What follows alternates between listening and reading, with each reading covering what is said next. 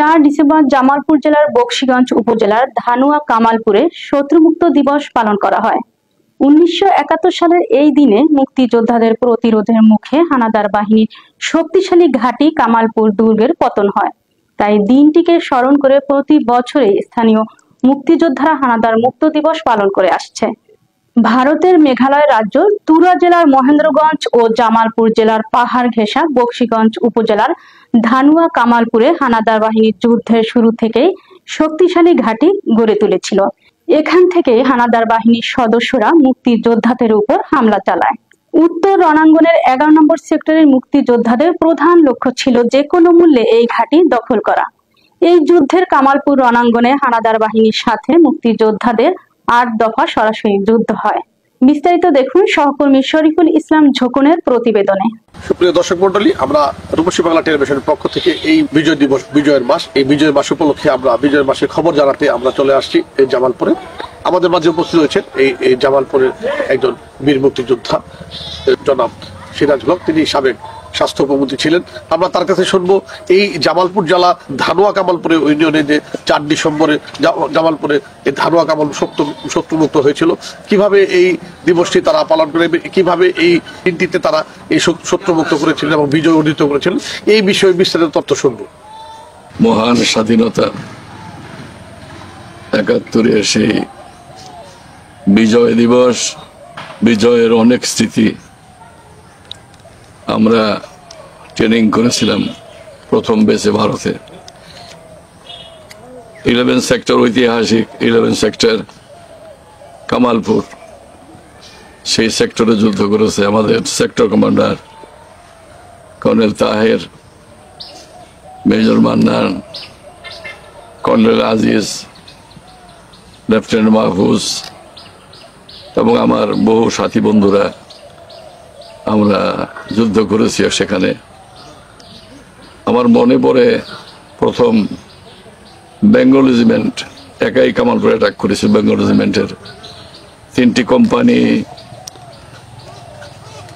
মাহফুজের, লেফটেন্যান্ট মাহফুজের নেতৃত্বে আলফা, ব্রেভো, চার্লি 3 পাশে স্থাপনিত যুদ্ধ শুরু হয়েছিল।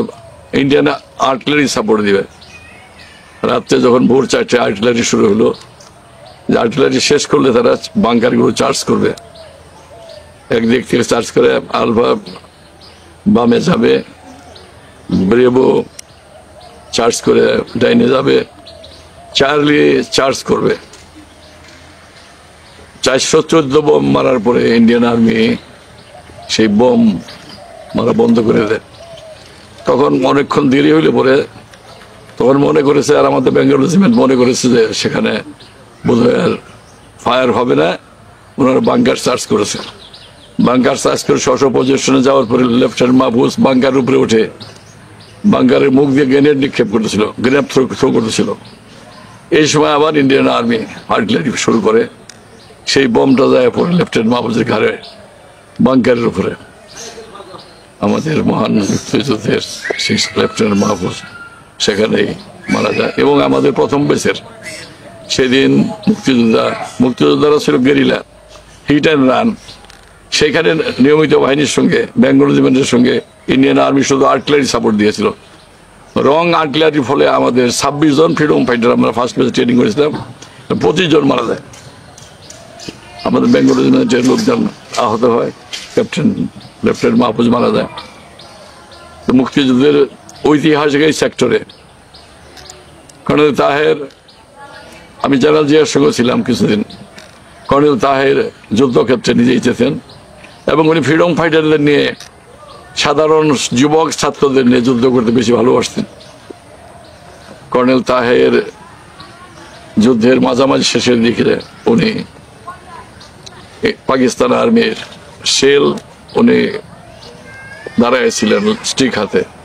তার পার্শ্বে পড়ার ফলে তার এক পা একদম উপরে পর্যন্ত উড়ে যায়। এত সাহসী বীর মুক্তিযোদ্ধা, মাত্র খালি 2-3টা রোগ দিয়ে তার পাটা ঝুলছে, তারপরও সে বলছে তোমরা চালিয়ে যাও যুদ্ধ, আমি আবার ফিরে আসতেছি। এই অল্পক্ষণ পরে আমি ফিরে আসতেছি, আমি রিপেয়ার করে ফিরে আসতে। এরকম যুদ্ধক্ষেত্রে যার শরীর থেকে কল কল করে রক্ত বইছে, সেই যোদ্ধা আমাদের নেতা কর্নেল তাহের। মহান স্বাধীনতা যুদ্ধে যারা আত্মহতি দিয়েছে, যাদের লাশ আমরা ক্যারি করেছি রক্ত সহ, তাদের স্মৃতির প্রতি গভীর শ্রদ্ধা নিবেদন করি, অন্তর দিয়ে ভালোবাসি। I love my country from very core of my heart, অপার হাওয়ার। কাজে আমরা স্বাধীনতার সৈনিক হিসেবে নিজেদেরকে দেশপ্রেমিক বলে মনে করি। কোনো দুর্নীতি আমাদের স্পর্শ করে নাই। কাজে আমরা দেশবাসীর প্রতি আমরা আবেদন জানাই, দেশ সকলের, ভালোবাসার দায়িত্ব সকলের। মুক্তিযোদ্ধারা শুধু দেশ ভালোবাসার দায়িত্ব জানে, সকল রাজনৈতিক দল, দেশপ্রেমিক দল যারা আছে, শুধু পাওয়ারে লুট করার জন্য না, মানুষের কল্যাণের জন্য আমরা রক্ত দিয়েছি, স্বাধীনতা এনেছি। মানুষ যেন সেই স্বাধীনতার স্বাদ ভোগ করতে পারে, এই নতুন প্রজন্মের কাছে আমার আহ্বান, ছাত্র জনতা আহ্বান, তারা এটাকে বিনির্মাণের জন্য স্বাধীনতা